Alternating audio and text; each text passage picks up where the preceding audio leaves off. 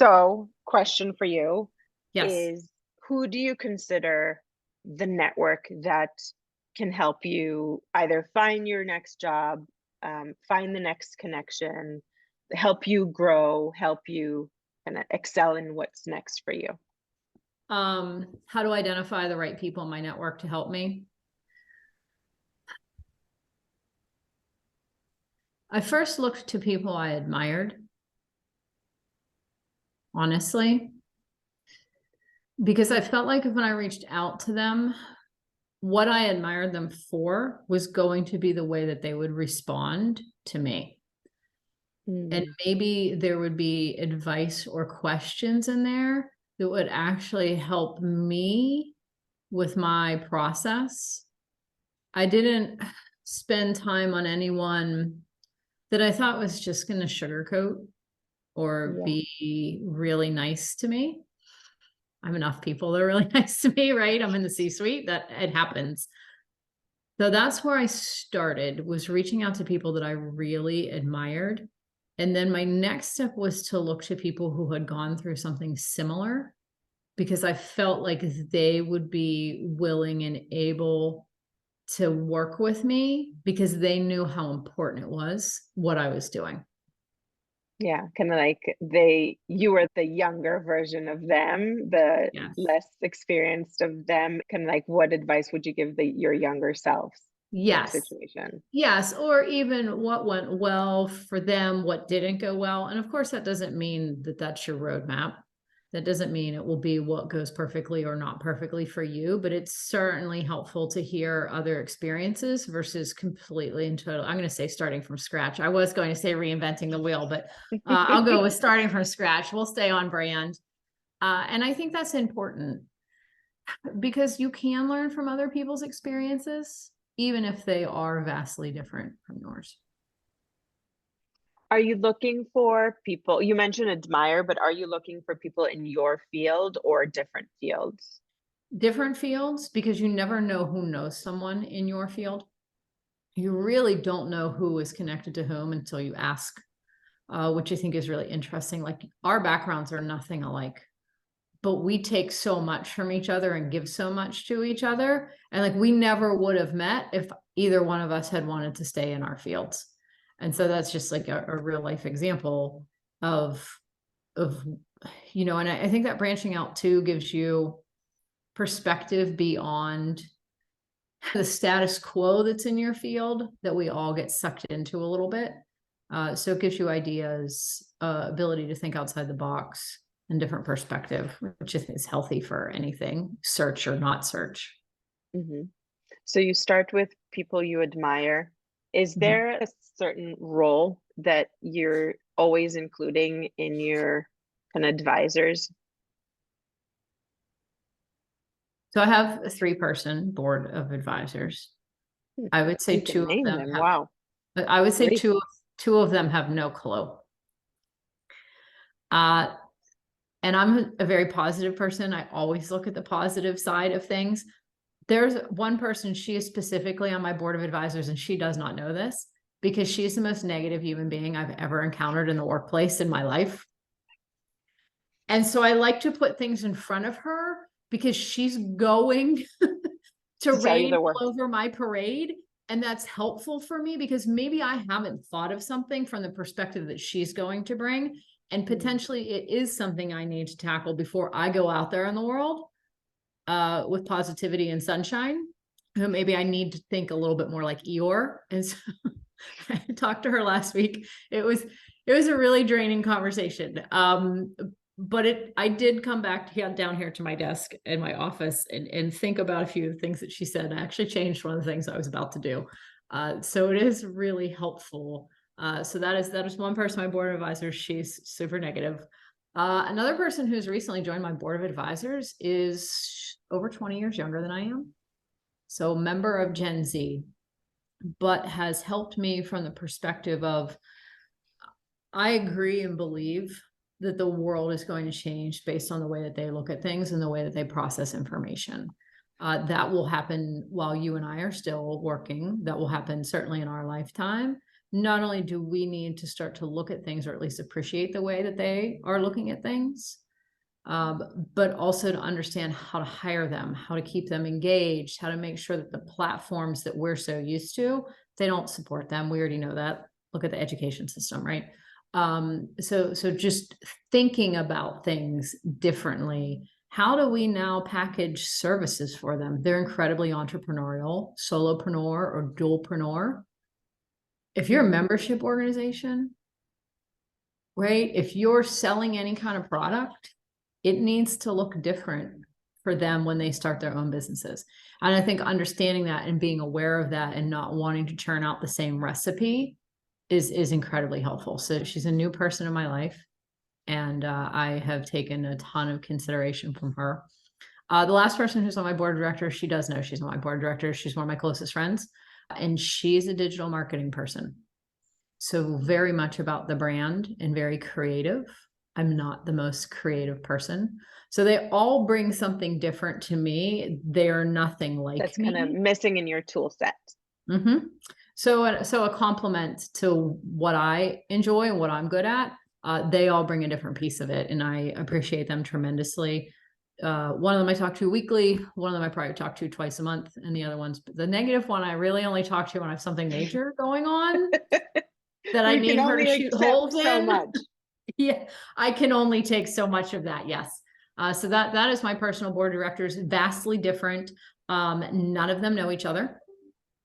Right. So it's just trying to avoid people disagreeing with me, just agreeing with me, groupthink, and really just seeking validation on what I want to do. I want people to bring a different perspective. Cool. What do you tell these dormant networkers, or some people call themselves introverts and Yes. they rely on that? Yeah. Oof. There's a quote that's coming to mind. I don't know if I want to say it, but I'm going to say it anyway because it keeps running in there. The longer you do nothing, the stronger nothing gets. Ooh. Right. So I talk a lot about flexing your change muscle. Well, the opposite of that is if you don't flex your change muscle, then nothingness becomes stronger. And so that's what I would say. If you don't start today and you say, I'm going to put that off until tomorrow, right? That's one less day that you're building that muscle, and then nothing is getting stronger. I love that. I get that some people don't love it. I understand, right? I watch people who are just like, I can't even send this email that is 2 sentences, where I can do that without thinking about it because I do it all the time, right? And so that would be someone who's on the opposite side of my coin, and understanding, that's really hard for them. But small changes accumulate into big changes. And so if you just do one this week, do it on Tuesdays, right? Tuesday's a great day for change. You've gotten through Monday. You're not quite worn out by Wednesday. It's not the excitement of Friday. Do your change thing on Tuesdays, right? Just like the airlines have their best prices on Tuesdays. Bring your change thing on Tuesdays. Do your one thing and see what the momentum is. And then if you have good momentum, you can do it more that week. And if you don't, then it's done. Yeah. Yep. There's some people that tell me I'm afraid to hear a no, or that someone will ghost me. Okay. I mean, Exactly. does it hurt as much as breaking your leg? Maybe, probably not. Okay. How many times does your phone ring during the day and you don't know who it is, and you don't answer it? All right. The universe is going to balance itself out.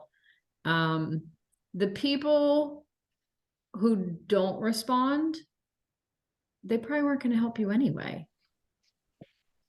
The people who do will try to, and there's more success in that small percentage.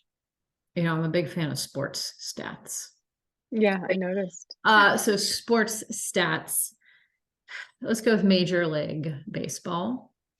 You're a really, really great hitter if you're in the 300s. That means once every 3 times you step up to the plate, you do your job. Once every 3 times, you're incredible. No one does it every single time. But I think as business professionals, we're a little out of whack where we think we have to hit it out of the park every time we try. And I think reframing that really helps people. So, okay, so let's send 10 intro emails. And if we get 2 to 3 back, we're a really great hitter. Right? Yeah. No, it's totally, and nothing happens. Like the universe does not change. No one remembers it.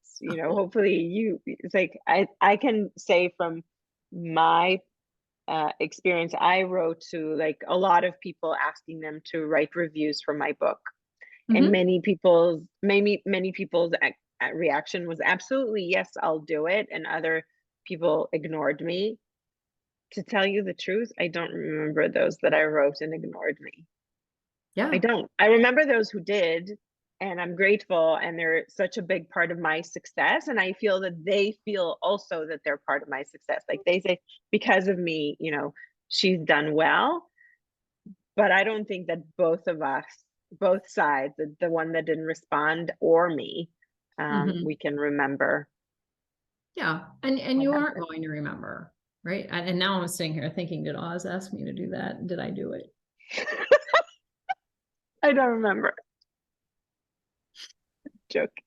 If I left Um, you a review, Oz, I bet it was stunning. it was 5 stars. Okay, last question is, how do you feel authentic in this, um, kind of coming forward and asking for help and Yeah. not feeling out of your zone, or that you're doing something that is not natural? Because Yep. it's possible that it's not natural until you get into the habit, until you have that muscle, as you said. Yeah. What are your tips to not feel awkward in this And I situation? think when we are asking for help, we all get perfection anxiety. Right. Even I fell victim to it a few months ago. I was writing an email to reach out to my network to ask for connections, to say, hey, I'm about to embark on something new. I'm about to look for a new opportunity. And it's like a 4 or 5 paragraph email, right? Not super long paragraphs, but I wrote it and I thought I loved it. And I shared it with actually my core group. Mm. They beat the absolute pulp out of this thing. And the reason is they said this is just so disingenuous. And I wasn't trying to be disingenuous. I was trying to write what I thought people wanted to hear. And it was such a great reminder. I needed to be authentic in what I was writing. Otherwise, it wasn't going to appeal to the people who knew me, right? These are not strangers I'm sending this to. These are people who know me very well. Right. The first 20 people know me that I sent that to know me very well. And so I do think, there's a line of thinking in personal branding. Ask other people how they would describe you or how they've heard you described when you're not in the room before you try to sit down and come up with your keywords. Because Mm. that's how you really are in the world, not what you think. It's how they think. And if you don't like the words that are coming back, right? If they're words that make you cringe, that's not on them. That's how you appear. And I think those are 2 very important things is really, and that was reinforced for me this year is ask someone who sees you either really closely or from the outside, as you're crafting those messages. Yeah. And how do you end those conversations? Well, with thank you first. They're each going to be unique. In some cases, there will not be a next step. Some people just want to talk to you because they want to know your business, right? We all know that. Some people want to help you, but can't or don't know how. Some people will make introductions for you. So it really depends. And then it's on you to follow up, right? Someone is doing you a favor. You can't expect them to add it to their already long list of 800 things that they need to accomplish in any given point in time. And make it easy on them. Say, here are 3 things you could share. All you have to do is forward this to the person. I don't even care if you Yeah. hit forward on it, right? As long as it gets in the Make hands it of the easy person it for them. needs to. If you want to CC me on it, I can say, thank you, moving you to BCC. I'll take it from here. Make it easy. Yeah, it's like, help me help you.